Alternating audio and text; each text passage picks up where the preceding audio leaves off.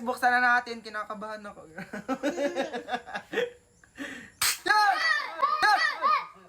Ano nga ulit ang gusto nyo?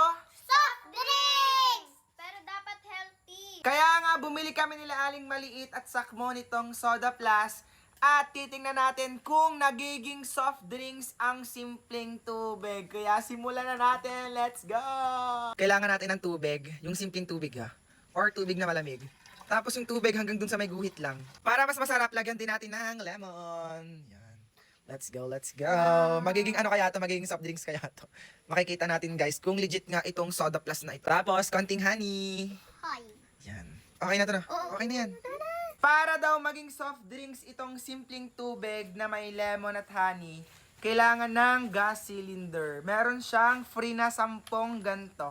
Yan. Let's go. Gawin na natin soft drinks. Guys, ilalagay lang natin tong gas cylinder dito. Tapos, papatong na natin dun sa may bote. Yan, ganyan. Pero dapat sobrang sealed ito. Para hindi matapon ang ating ginawa. Ano, ready na ba kayo? Yes! Oh my God, magiging soft drinks kaya to. Wait lang. Ano ba? Diyan. Wala, ito na, bumula na nga siya. Oh. Bumula nga siya.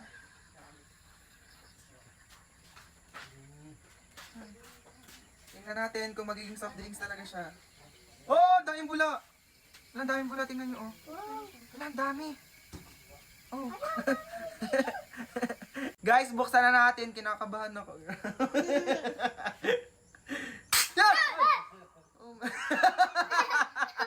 Nagulat ako. Parang soft drinks talaga siya. Oh, yan, oh. Tingnan nyo naman, oh. Parang lemon.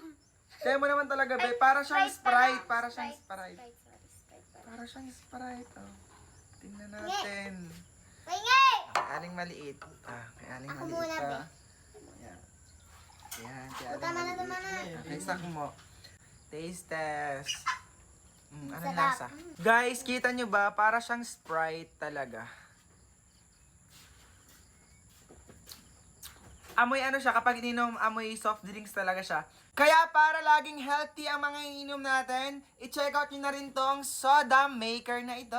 Ililink na lang namin nila Aling Maliit sa yellow basket namin. Kaya bumili ka na! Bili na!